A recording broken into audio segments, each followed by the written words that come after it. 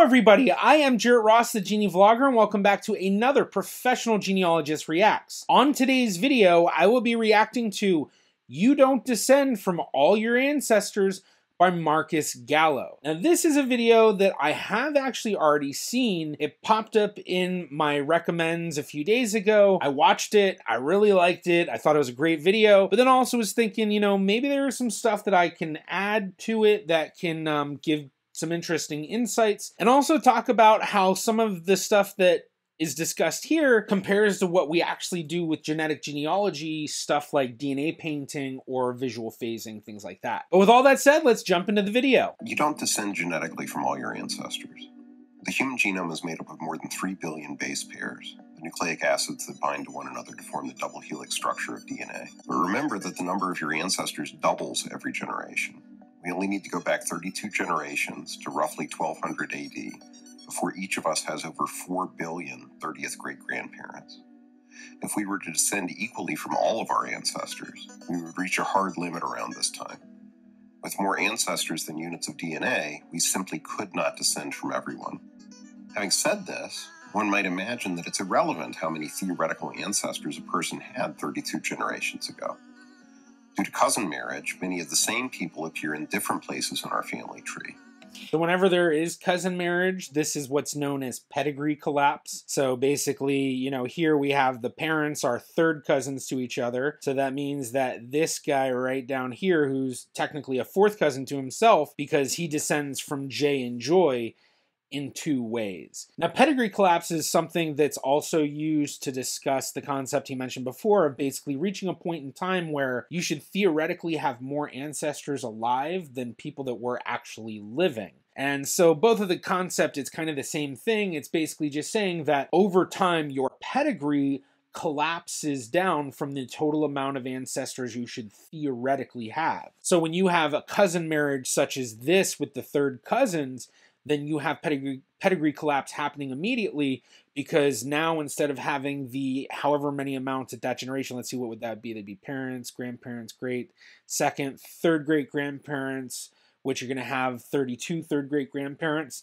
So that means instead of 32 third great grandparents, that this person down here is only going to have 30 technically. So that's the pedigree collapsing. So we would have far fewer actual ancestors than base pairs of DNA. In fact, it would not be possible to have 4 billion ancestors living in 1200 AD. We now estimate that only 450 million people lived on the planet at that time.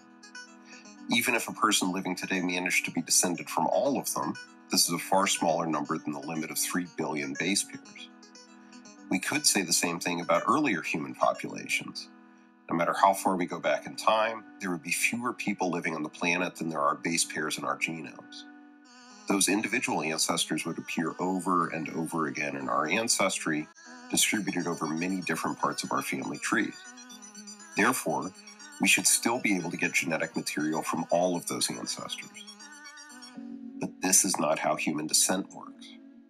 We do not descend equally from all of our ancestors, as David Reich explains in his book, Who We Are and How We Got Here. Each of us gets 23 chromosomes from our fathers and 23 from our mothers, arranged in pairs. 2 chromosomes determine sex. Men receive an X chromosome from their mothers, but a Y chromosome from their fathers.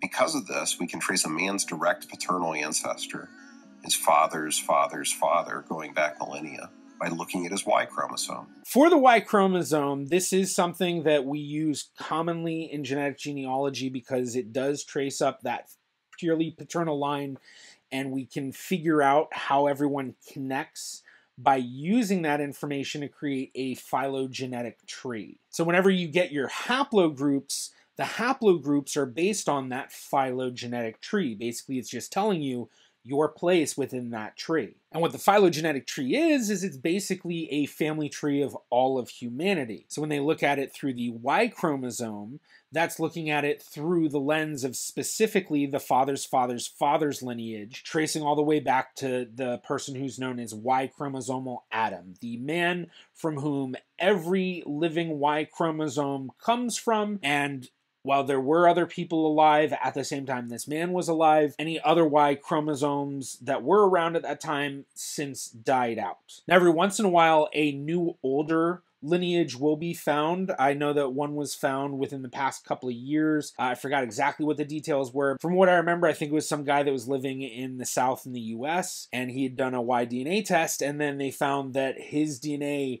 connected to everybody else's beyond the point that they knew as Y chromosomal Adam, meaning that there was an older Y chromosomal Adam than previously thought, and a new branch was founded. And then at the same time, this is something that can also be done for the maternal side through mitochondrial DNA. So the DNA you inherit from your mother, which is for your mitochondria, the powerhouse of the cell, and this DNA, because it's inherited from your mother and it's inherited from her mother, same thing, going up your mother's line until you reach what's known as mitochondrial Eve. And based on the layout that he has here, I think this little dot right here, I think that's supposed to be mitochondrial DNA.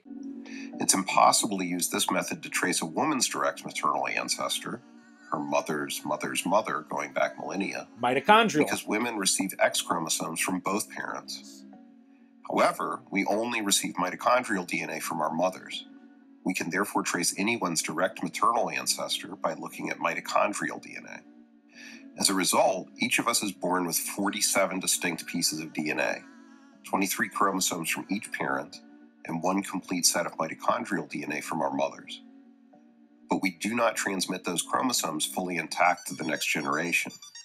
Instead, during meiosis, the pairs of chromosomes are interspliced.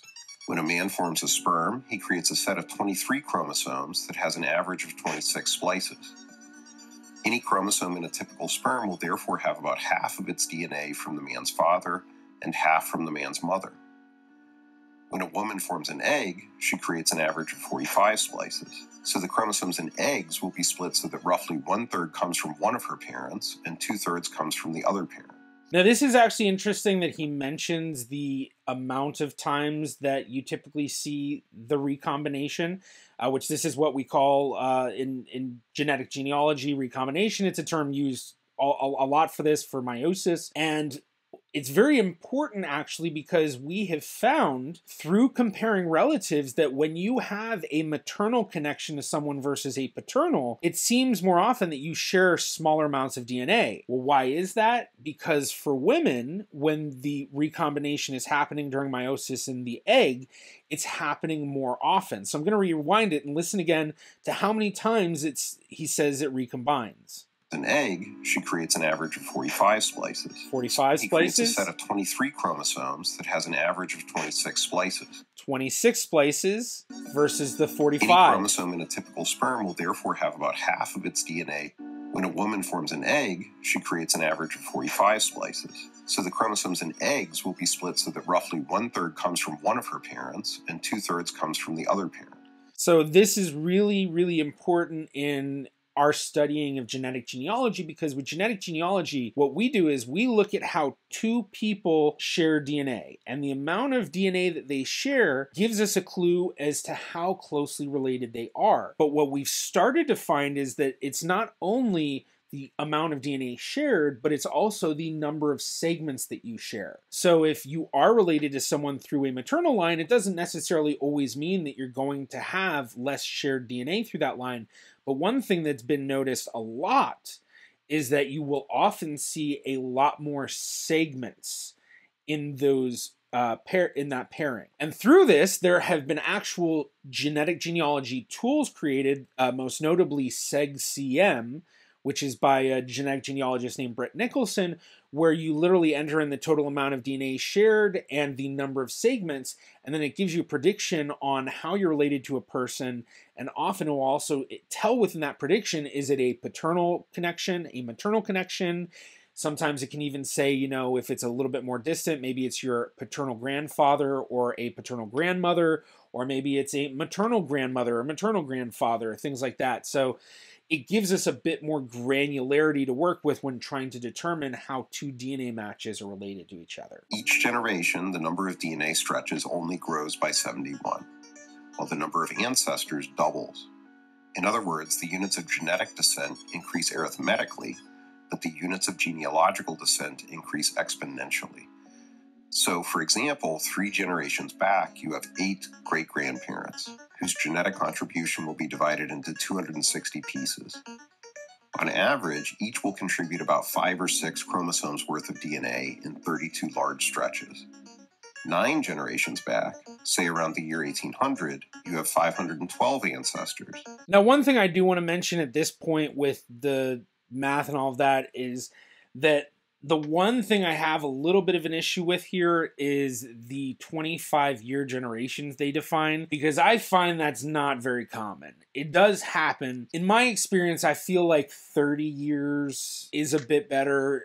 Not quite as good as it could be, but basically it puts things much further back in time as you start going back further and further, because each generation you're adding another 5 years than what you were expecting. But other than that, yeah, everything's pretty much spot on. And this is the reason why when you hear people talking about DNA tests being only useful for maybe the past 300 to 500 years or so, what they're really talking about is these DNA tests only give us a really good idea of where your ancestry comes from sometime in the past 300 to 500 years because somewhere in the past 300 to 500 years is about where you start to reach that point of the amount of ancestors that you actually have versus the ancestors you're inheriting the DNA from is so out of whack that it really can't give us a very good idea anymore. So often that 300 to 500 year period that you hear, sometimes people will say it more in generations because it's a little bit easier, because generations is much more defined than the amount of years, because some people may have families where 200 years ago they can only go back 4 generations, whereas other families 200 years ago they can get back 8 generations. It can be very different. But at the same time, this is a concept that also applies to your genetic relatives. Basically, once you get out to certain distances of relatedness, there are people that you will be related to. You have shared ancestors, but you do not have any shared DNA through those ancestors. So you both either inherited different parts of that ancestor's DNA, or one of you just didn't inherit any DNA from that ancestor, depending on how far it may have been back. Over less than 400 years, 97% of your ancestors contribute nothing to your genetics. The same is true in the reverse direction.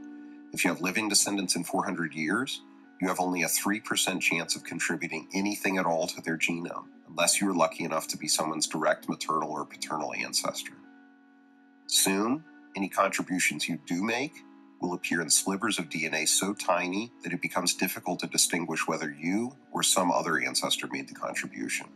So there's a concept in genetic genealogy that we use to try to overcome some of the difficulties of working on older ancestries, because as mentioned, as you get further and further back, the segments get much smaller. And so not only is it harder to find DNA that is being inherited from an ancestor, but it's even harder to figure out which ancestor is it coming from as you get further and further back, because the segments are so small and you can be related to people in so many more ways as you get further and further back. So one of the things that we've started to do in genetic genealogy to try to overcome this is what's known as reconstructed genomes. And what a reconstructed genome is where you're trying to create the genome of an ancestor who's now deceased, because we obviously can't test most people who are dead. Very few people who are already dead will ever have their DNA tested, and most of it will be for scientific reasons, and it'll probably be historical people. You know, like even if you want to get grandma or grandpa tested, most people aren't going to be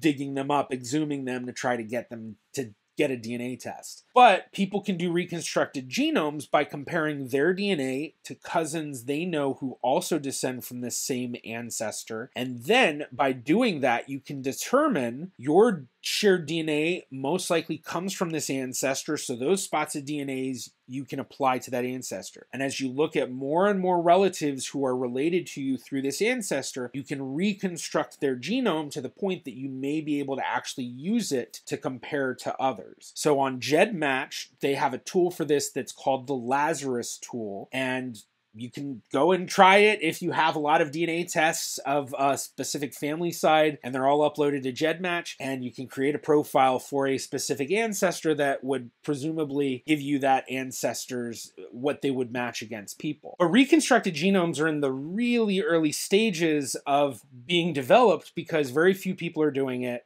There are a lot more people doing testing, and as the results of DNA testing get studied more and more, there's a lot more that I think we're going to learn that we don't know yet. And then one other piece to that is the fact that artifact testing is getting much more popular. Artifact testing being where you have artifacts that may have DNA from someone who's deceased, and you want to try to get that tested. So if you have, let's say, a toothbrush or dentures or hairbrushes or envelopes with stamps, and you know that person licked the stamp and put it on the envelope, stuff like that, there are companies that do that testing. The two big ones being To the Letter DNA and Keepsake DNA.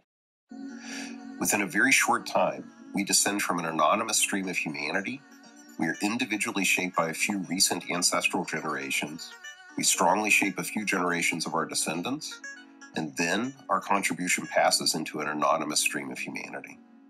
I really like the way he put that, because I think that's such an interesting way to look at things. When you do genealogy and you get really, really into some of the deeper ancestries, and you get connected to some of these ancestors that are really far back, and then you kind of think about like, oh yeah, this is my 10th great grandfather, and there's like hundreds of others at this same distance, but you just, because they're the ones that you can actually name that far back, there's this connection that you do have with them. And then for some families, especially European families that trace pretty quickly into royal family trees, they have a lot of their ancestry extremely well known and extremely well traced out, and I can imagine for some of them it may be just so overwhelming to know so much that they're just kind of like, yeah, we have a whole bunch of information on our family, whatever.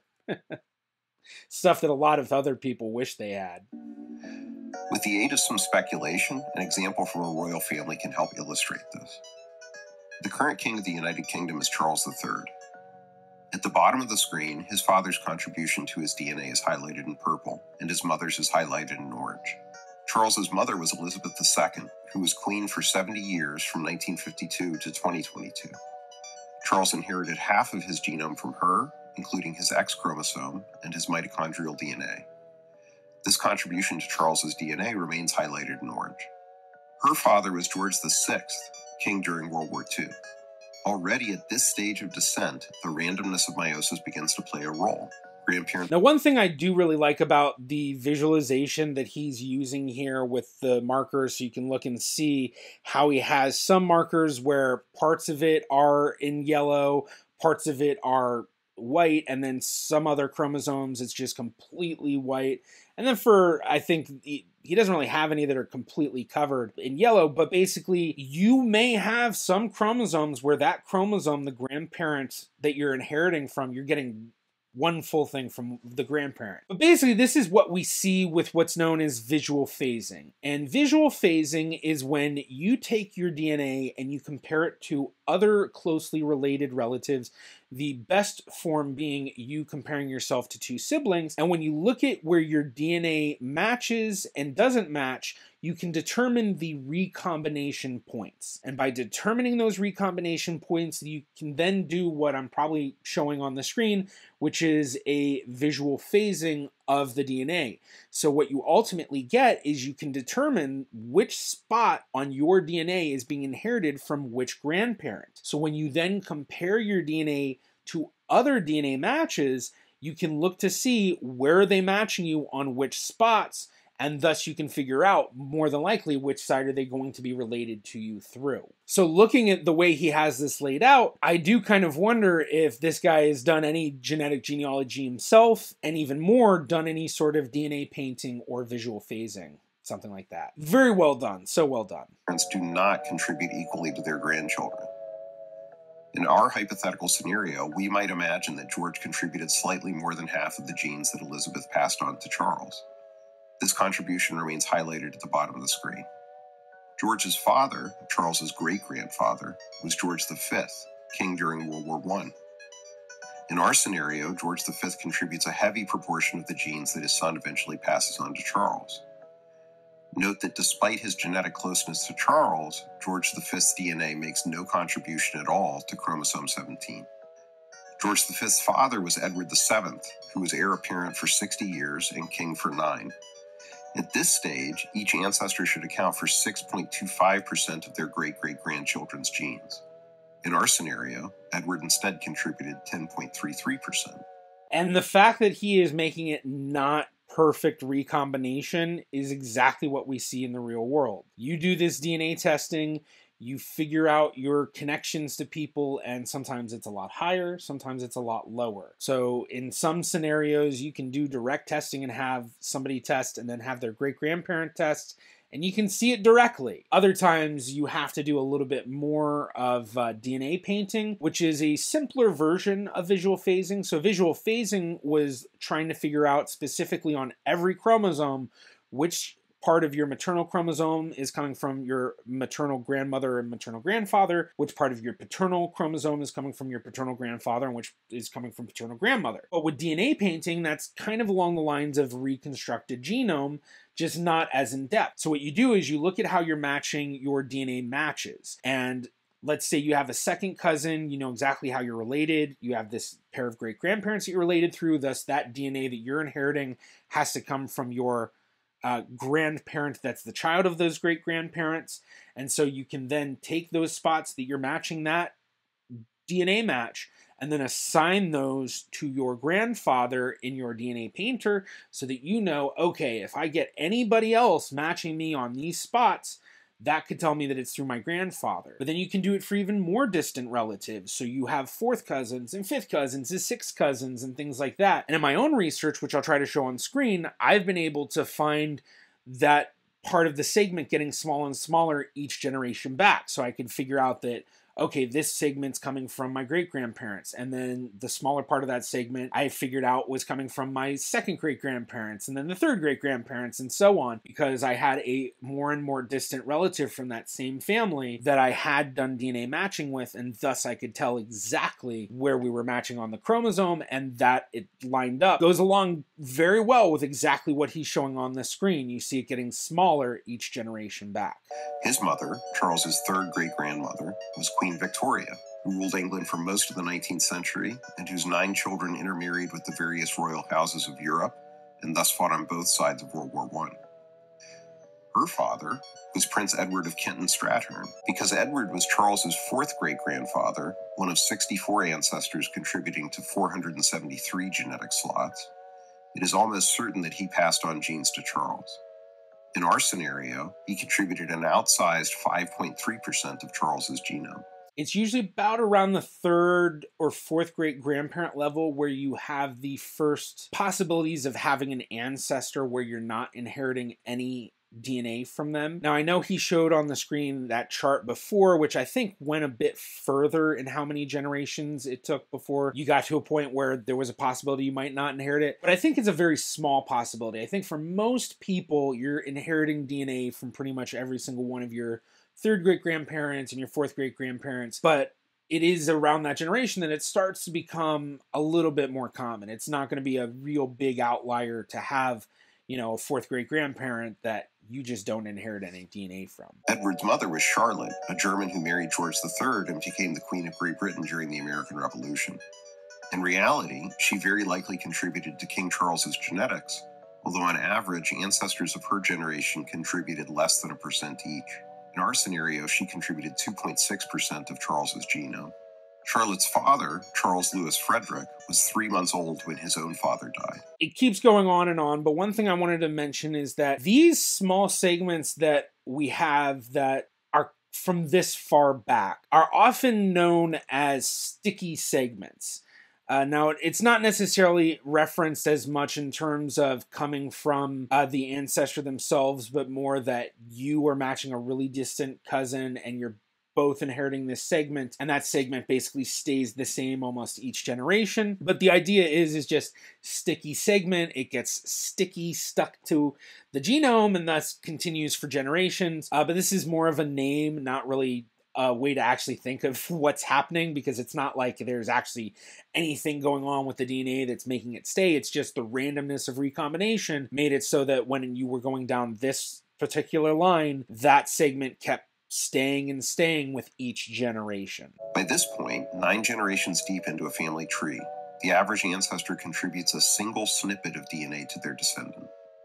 In our scenario, Duke Adolphus contributed a hefty 0.66% of Charles's genome. Christine's mother, also named Christine, was married to Philip of Hesse, who felt disgusted by her and openly practiced a bigamous marriage with another woman.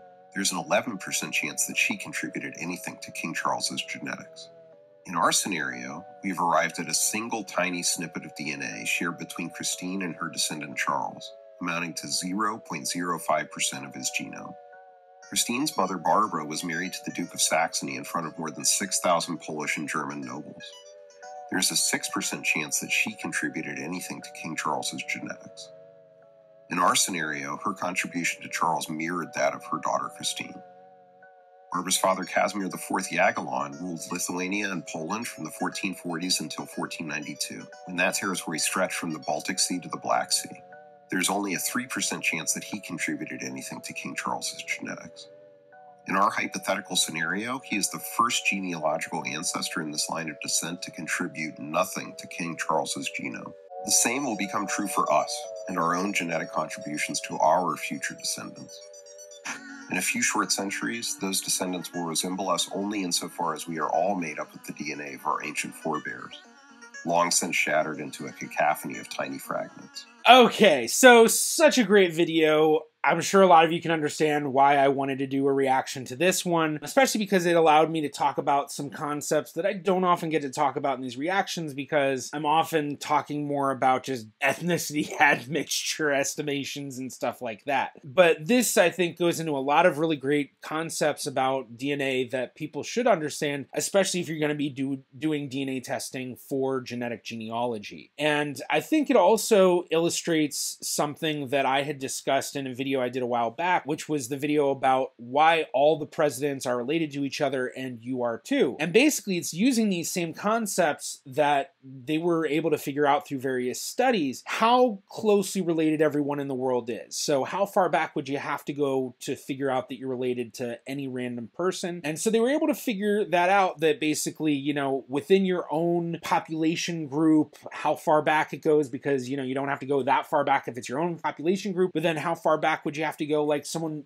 like me, find shared ancestors with someone from China or something like that. And basically what they had found was that you don't really actually have to go that far back, only about 2,000 years or so, before you find ancestors that you're going to be, that you're basically related to anybody. Like anybody that you find, you can probably find an ancestor related to them somewhere in the past 2,000 years. Now, I might be off a little bit on my numbers for that. I suggest going and watching that video on my main channel. I might put it up in the card up here if I remember to. Definitely, you know, that kind of, when you watch that video, you'll probably see basically it's kind of a lot of these same concepts just talked about in a slightly different way to go about it. Instead of, you know, how much DNA are you getting from your ancestors, more concept of how related are you to everybody in the world. Now, that's not talking about the DNA side of things. I know this is heavily focused on the DNA side, but just that concept of going so far back in time that basically everyone in humanity is kind of related to everyone else in humanity. But this was a great video. Definitely go check out this person's channel. This seems to be the first serious video on their channel. They had a bunch of other videos, but it sounds like this person's trying to be making content continuously, and if they continue making content like this, I think they're going to be a pretty great channel. And if you enjoyed this reaction and would like to see more just like it, be sure to check out this one right here. Thank you to my Patreon patrons and YouTube members.